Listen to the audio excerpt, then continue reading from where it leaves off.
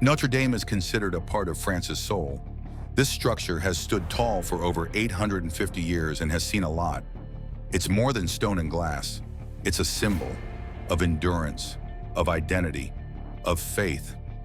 Millions have walked through its doors. Tourists, worshipers, locals. Each one carries their own story. Each one touched by something greater. In 2019, a tragic incident happened when a fire broke out in the cathedral. Watching that spire fall felt like losing a piece of history, a piece of ourselves. But what came after? That's a story of hope, of rebuilding, of bringing Notre Dame back to life, stronger than ever.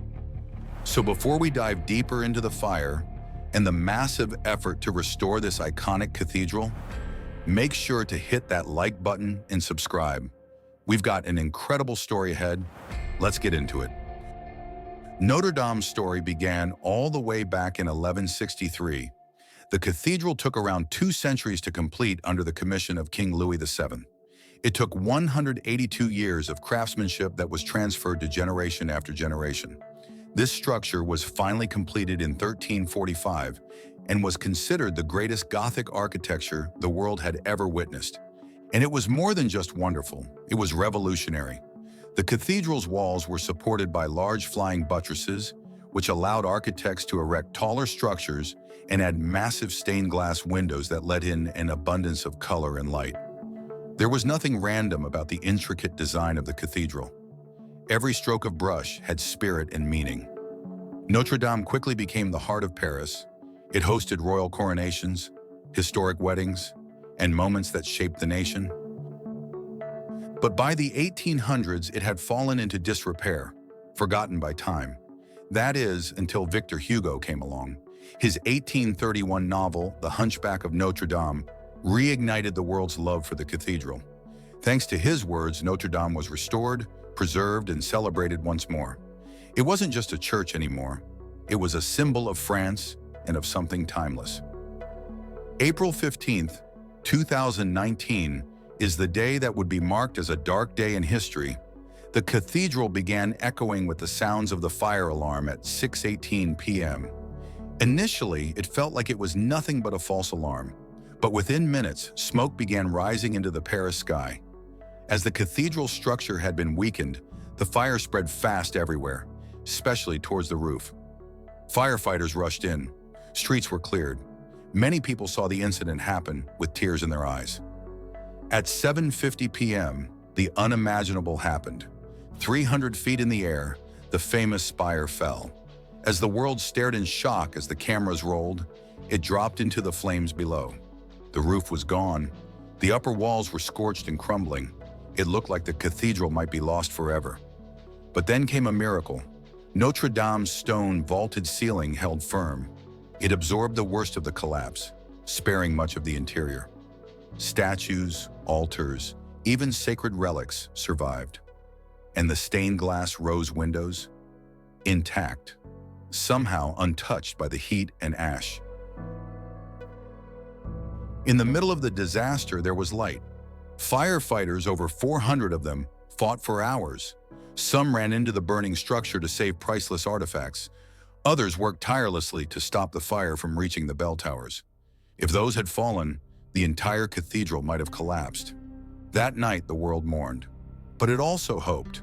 Donations poured in from around the globe. Ordinary people, billionaires, and entire nations stepped up to help. French President Emmanuel Macron addressed the nation the very next day. His message was clear: we will rebuild. His goal? To complete the reconstruction by 2024, just in time for the Paris Olympics. Preserving the art and relics was the top priority. Firefighters and cathedral staff had already saved many priceless items during the blaze, including the crown of thorns, believed to be worn by Jesus. Surprisingly, there were no casualties. Only 3 people sustained injuries. Amid the ashes, France found unity and a mission. Notre Dame would rise again. One of the most heartbreaking moments of the 2019 fire was the fall of the spire. It collapsed live on television. Millions of people worldwide saw the incident, which came to represent the catastrophe. However, many people were unaware that the original medieval cathedral did not have that spire. Architect Eugène Viollet-le-Duc added it in the 19th century as part of a significant repair project that was motivated by Victor Hugo's book. Even though his design was new at the time, it complemented the old Gothic style so well that it became equally famous. So when the time came to restore the cathedral, it was decided to restore it exactly how it was before. Craftsmen used traditional oak wood and lead, just like in the 1800s. They studied old sketches and 3D scans taken before the fire to ensure precision. Before the restoration could actually start, they had to get rid of around 300 tons of melted and twisted structures left behind from pre-fire renovation work. It took months to remove the structure carefully and precisely, and then came the finishing touch, the golden rooster. Originally sitting atop the spire, it too had fallen in the fire. But this time, they brought it back with a twist. The new rooster was redesigned to resemble a phoenix, symbol of rebirth, a tribute to what Notre Dame had endured, and what it would become. Rebuilding the spire wasn't just about restoring the past, it was about honoring history while sending a message of resilience to the future. The fire completely destroyed the cathedral's timber framework, what the French call la forêt, the forest, because it was made from over 1,300 oak trees, some dating back to the 12th century. Rather than using modern steel, experts chose to recreate it using medieval techniques. That means hand-hewing beams, mortise and tenon joints, and no shortcuts. Craftsmen trained in traditional carpentry have been working with oak trees sourced from forests across France, some of them the same forests that supplied the original builders centuries ago. It's not just about rebuilding the roof, it's about rebuilding the story. The fire caused parts of the vaulted ceiling to collapse, especially at the crossing where the spire once stood. Reconstructing these isn't easy. They require perfectly shaped limestone blocks, laid one by one in a self-supporting structure held together by gravity and design. Masons are carefully restoring the vaults over the choir and nave, matching the original craftsmanship as closely as possible. Precision is everything. One wrong angle, and the balance is lost. And then there's the heart of the cathedral's music, the grand organ. It's one of the largest in France, with over 8,000 pipes. Though it wasn't burned, the smoke and heat left it covered in toxic dust. Restoration teams have been disassembling it piece by piece, cleaning each pipe, each key, and rebuilding the wind chests and consoles by hand.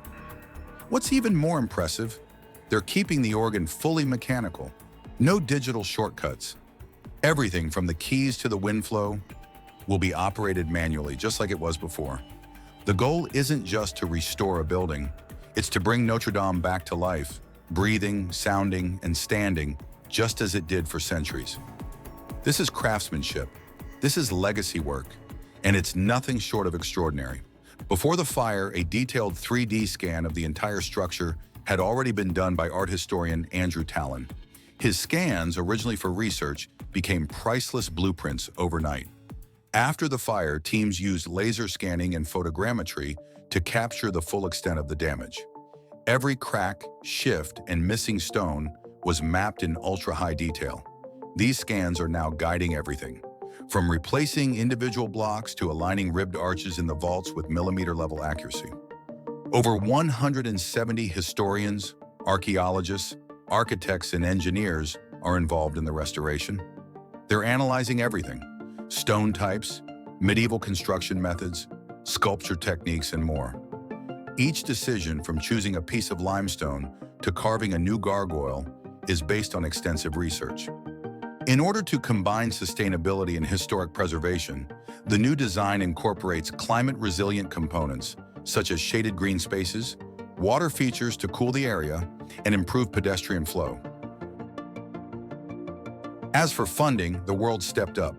Over $900 million has been raised, surpassing the $767 million goal. Major donors include Louis Vuitton, Apple, Disney, and L'Oreal.